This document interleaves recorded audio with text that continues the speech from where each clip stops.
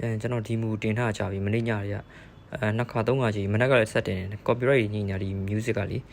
ဒီမှာဒီ break 3ကန်ဖြစ်တယ်ဆိုရင်သူကနောက်က like ပြီးတဲ့ formula ပေါ့နော်အဲ့ဒါတချို့တည်ပြီးသားပြင်ခဏခဏရနေကြအဲ့ဒါဘာလဲဆိုတော့6လေး break ပေါ့နော်3ရက်တွင်းလိုက်တယ်အခုထွက်သွားပြီဒါပေမဲ့တစ်ပတ်စာရေးမှာတော့ထည့်ထားရပေါ့နော်ဒါ2023မှာဒါ break 3ကန်ဖြစ်တဲ့ဟာတွေပြပေးထားပြီပေါ့2022ကလည်းရှိတယ်2022ကကျတော့6လေး2 break ဖြစ်မှာပေါ့နော်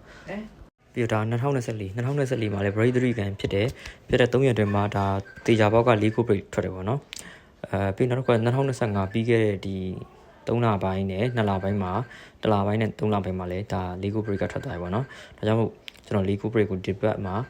တခြားမူကြီးတော့ရှိပါတယ်ဒီဟာကို legal break ကိုတစ်ပတ်စာမှာထည့်ရပါတော့ဒါမျိုးမြင်ရတာပဲထိုးပေါ့နော်ထိုးမယ်ဆိုရင်ကျွန်တော်ဒီလိုမျိုးတေချာတဲ့မြင်ရတဲ့ဒီထိုးရမယ့်ဟာလေးပဲကျွန်တော်မြင်နေတင်ပြီးပေါ့နော်ဒါကြောင့်မို့ကျွန်တော် channel လေးကို like and subscribe လေးလုပ်ပေးပါအောင်နော်ပြီးတော့ဒီ Telegram မှာလည်းကျွန်တော် channel ရှိတယ်အဲ့ဒီမှာကျွန်တော်ပို့ပြီးအနီးကပ်တွေပေါ့နော်တကယ်ရှုံးနေတော့မှဆိုရင်ဒါတောက်ကြဆိုရင်အနီးကပ်ပြန်ပြီးကဲပေးရမျိုးရှိရပေါ့နော်ဒီ YouTube မှာကြာအဲ့လိုမျိုးမတင်ဖြစ်ဘူးပေါ့နော်အဲ့ကြောင့်မို့ Telegram channel လေးကို join ထားရင်တော့ကောင်းတာပေါ့နော်